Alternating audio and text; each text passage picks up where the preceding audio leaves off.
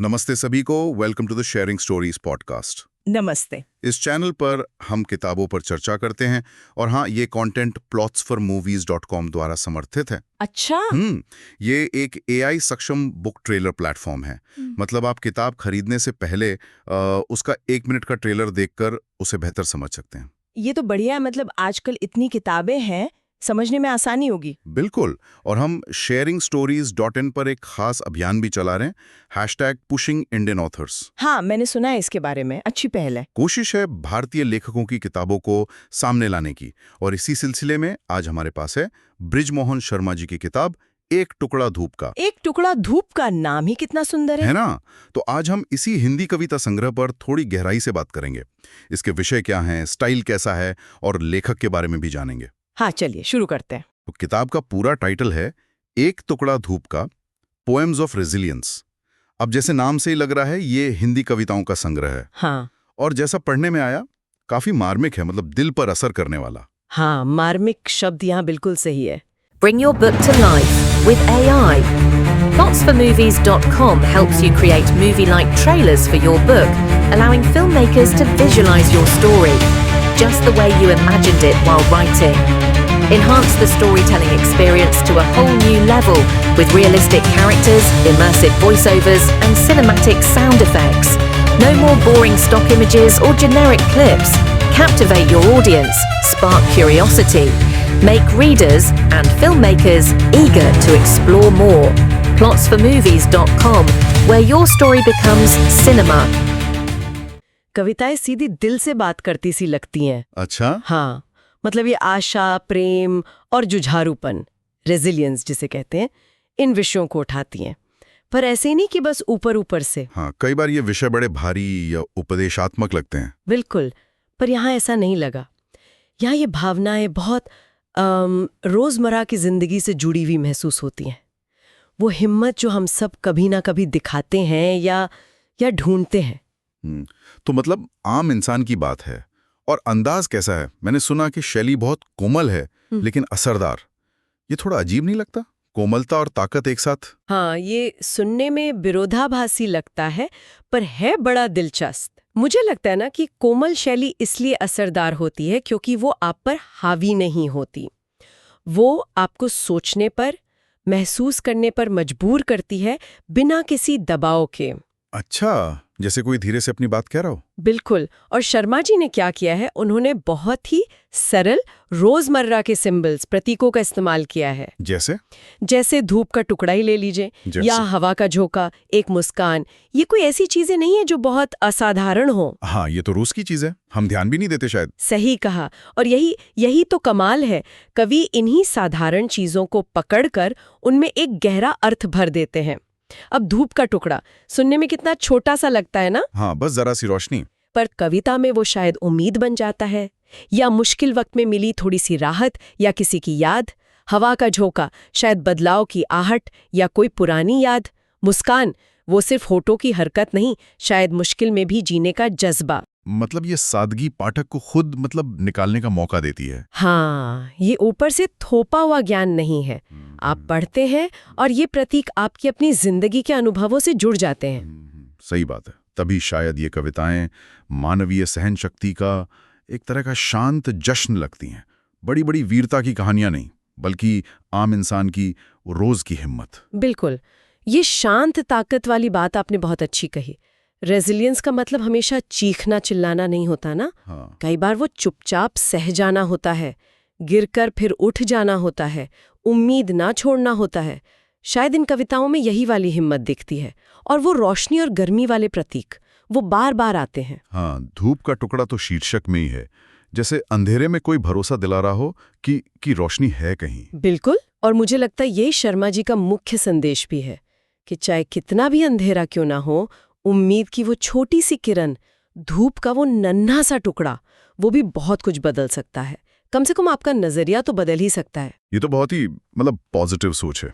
हाँ, और सिर्फ सोच नहीं, पूरी किताब को पढ़ने का अनुभव भी वैसा ही है।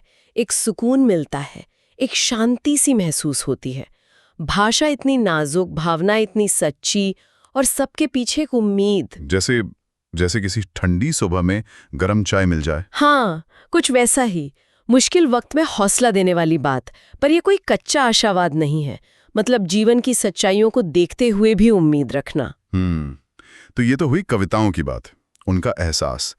लेकिन इस किताब से जुड़ा एक और पहलू है जो मुझे थोड़ा चौंका गया। आप उस ब्लर्ब की बात कर रहे हैं? हाँ, वो ब्लर्ब, मतलब किताब के कवर पर या शुरू में जो छोटा सा टेक्स्ट होता है ना ध्यान खींचने के लिए, वो तो बिल्कुल अलग है। हाँ, वो वाकई मतलब कविताओं के मूड से एकदम हटके है। वो पढ़कर पाठक एकदम से एक अलग ही सामाजिक हकीकत में खिंच जाता है। जरा बताएंगे वो क्या सवाल है? उसमें एक सवाल पूछा गया है कुछ इस तरह के, इस समाज में जब दो अलग अलग उम्र के लोग, एक 35 साल का परिपक्व पुरुष और एक 12 साल की छोटी लड़की पति पत्नी के रूप में एक साथ बांधे जा सकते हैं, तो एक ही उम्र के एक युवा पुरुष और महिला माँ और बेटे का रिश्ता क्यों नहीं निभा सकते? ओह, ये तो वाकई उन आशा, प्रेम और धूप के टुकड़े वाली कविताओं से बहुत अलग है। ये सीधे सामाजिक मान्यताओं और रिश्तों की परिभाषा पर सवाल उठा रहा है ना? ये रिश्तों की जटिलताओं, उम्र के फासलों और समाज के दोहरे मापदंडों पर एक तीखी टिप्पणी है। तो ये विरोधाभास क्यों? मतलब कविताओं का वो नरम एहसास और ये इतना तीखा सवाल, कुछ समझ नहीं आया। शायद यही मकसद हो, पाठक को उलझाना, सोचने पे मजबूर करना। हो सकता है ये दिखाने के लिए कि हमारी निजी जिंदगी की उम्मीदें और समाज की कड़वी सच्चाइयां ये साथ साथ चलती हैं। या शायद रिश्तों की तथाकथित पवित्रता पर सवाल हो सकता है, या फिर लेखक ने ये सवाल पाठक पर छोड़ दिया हो कि भाई कविताओं का संदेश अपनी जगह है और ये सामाजिक सवाल अपनी जगह।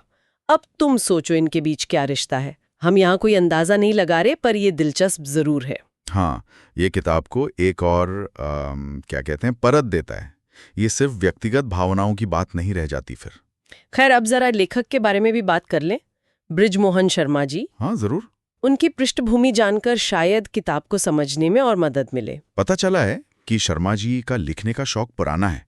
स्कूल के दिनों से ही कहानियां, कविताएं, यहाँ तक कि कॉमिक्स भी लिखते थे। अच्छा, मतलब रचनात्मकता तो शुरू से ही थी। बिल्कुल।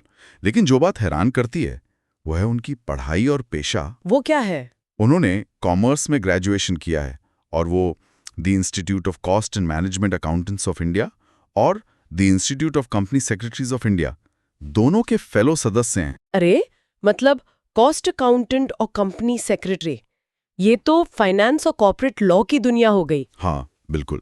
जो अपनी मतलब नियमों, सटीकता, लॉजिक के लिए जानी जाती है, और दूसरी तरफ ये कविताएं, भावनाएं, कल्पना। कमाल का मेल है ये तो।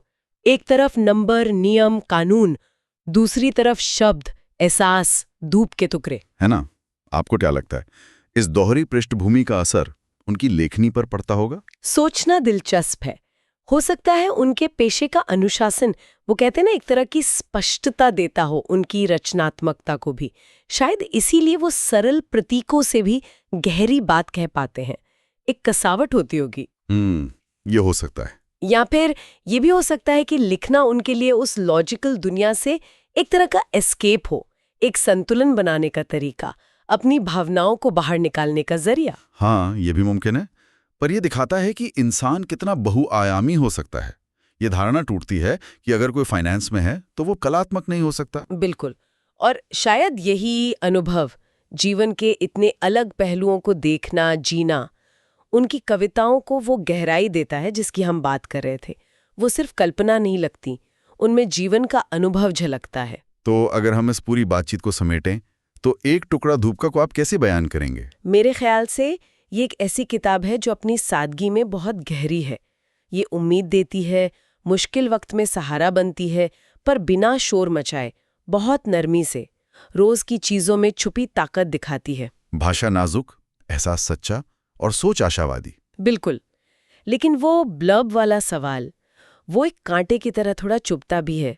याद दिलाता है कि निजी उम्मीदों के साथ साथ बाहर की दुनिया की सच्चाइयों को भी देखना है। तो ये सुकून भी देती है और सोचने पर मजबूर भी करती है। हाँ, बिल्कुल। तो हम अपने सभी सुनने वालों से कहेंगे कि बृजमोहन शर्मा जी की ये किताब एक टुकड़ा धूप का, इसे जरूर ढूंढें और पढ़ें। हाँ, खासकर अगर आपको हिंदी कविता पसंद है, या जीवन में थोड़ी रोशनी की तलाश है, या बस सरल शब्दों में लिखी गहरी बातें अच्छी लगती हैं। किताब खरीदने का लिंक हमने डिस्क्रिप्शन में डाल दिया है, उसे जरूर देखिएगा। और हाँ, अगर आपको हमारी ये बातचीत पसंद आई और आप आगे भी भारतीय लेखकों और उनकी किताबों पर ऐसी चर्चा सुनना चाहते हैं, तो प्लीज इस शेयरिंग स्टोरीज पॉडकास्ट चैनल को सब्सक्राइब करें। आपका सपोर्ट हमारे लिए बहुत मायने रखता है। उसी से हमें हौसला मिलता है कि हम ऐसा काम करते रहें। और हाँ, जाते जाते एक चीज और, नीचे कमेंट सेक्शन में हमें जरूर लिखकर बताइएगा कि किसी भारतीय लेखक की आपकी सबसे पसंदीदा किताब कौन सी है। हाँ, हमें आपके जवाबों का इंतजार रहेगा। तो आज के लिए बस इतना ही। इस बातचीत के लिए शुक्रिया। और आप सभी का सुनने के लिए बहुत बहुत शुक्रिया। अगली बार फिर मिलेंगे एक नई किताब के साथ। नमस्ते। नमस्ते।